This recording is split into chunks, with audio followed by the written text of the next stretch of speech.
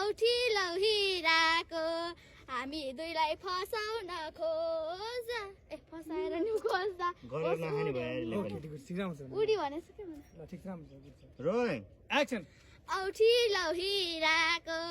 हामी दुईलाई फसाउन न्यु खोज्दा होस उड्यो मिराको ल भएछ नेक्स्ट के छ के हुन्छ आमै के छ एकदम ठिक छ राधेको भलक हो है यो एकदम राम्रो गरिदिनु होला